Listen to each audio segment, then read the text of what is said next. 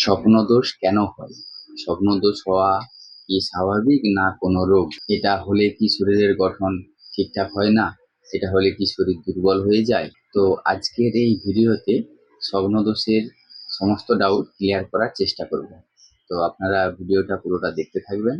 আর হ্যাঁ, অবশ্যই চ্যানেলটিকে সাবস্ক্রাইব করে দেবেন। স্বপ্নদোষ কেন হয়? স্বপ্নদোষ বলতে কি বুঝি? স্বপ্নদোষ সাধারণত যৌবনের শুরুতে, কিশোর বয়সে ঘুমের মধ্যে যে বীর্যপাত হয়ে যায় তাকে স্বপ্নদোষ বলা হয়। আমাদের অনেকের মধ্যে এরকম ধারণা আছে যে স্বপ্নদোষ শুধুমাত্র পুরুষদের হয়, নারীদের হয় না।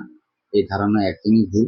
স্বপ্নদোষ নারী ও পুরুষ উভয়েরই হয়ে থাকে। সেক্ষেত্রে নারীদের জেনিপদ ভেজা ভেজা মনে হয়। এই স্বপ্নদোষের প্রধান কারণ হরমোনের পরিবর্তন।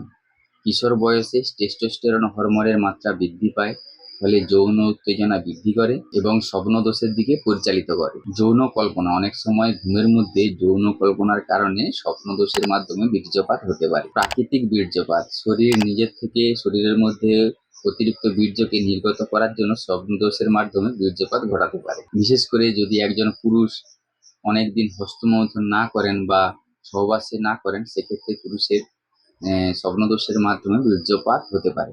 বায়োলজিক্যাল প্রক্রিয়া, এটি শরীরের শারীরিক প্রক্রিয়া যা পুরুষের যৌন স্বাস্থ্য বজায় রাখার জন্য ঘটে থাকে। আবার অনেকে জানতে চায় যে স্বপ্নদোষের মধ্যে যে বীর্যপাত এটি স্বাভাবিক কিনা। স্বপ্নদোষের মধ্যে বীর্যপাত একটি স্বাভাবিক প্রক্রিয়া।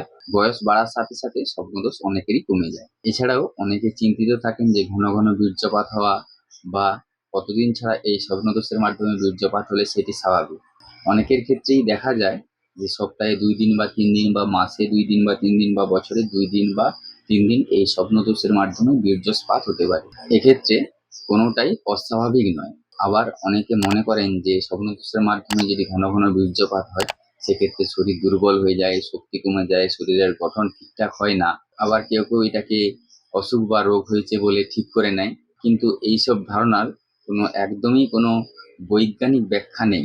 স্বপ্নদোষের মাধ্যমে যদি বীর্যপাত হয়, অনেকে মনে করেন যে শরীর দুর্বল হয়ে যায়। না, শরীর দুর্বল হয় না, শরীরের গঠনও ঠিকঠাক থাকে এবং শরীরের শক্তি কমে যায়। অনেকে মনে করেন শক্তিও কমে না।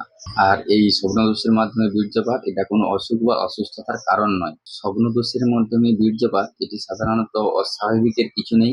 এতে দুশ্চিন্তা করারও কোনো কারণ নেই, আর চিন্তিত হওয়ারও কোনো কারণ নেই। এটি শারীরিক একটি প্রাকৃতিক এবং স্বাস্থ্যকর প্রক্রিয়া। তবে এই স্বপ্নদোষের মধ্যে যে বীর্যপাত এটি একটি শারীরিক প্রক্রিয়া। তা নিয়ে যদি আপনি দুশ্চিন্তায় আছেন বা চিন্তিত হয়ে আছেন, তাহলে আপনি একজন মানসিক স্বাস্থ্য বিশেষজ্ঞের সঙ্গে পরামর্শ করতে পারেন। তো এই ছিল স্বপ্নদোষের খুঁটিনাটি বিষয়। তো আপনাদের যদি কিছু জানার থাকে, অবশ্যই কমেন্ট বক্সে কমেন্ট করে জানাবেন। আর হ্যাঁ, অবশ্যই চ্যানেলটিকে সাবস্ক্রাইব করে দিবেন। সকলে সুস্থ থাকবেন, ভালো থাকবেন। ধন্যবাদ।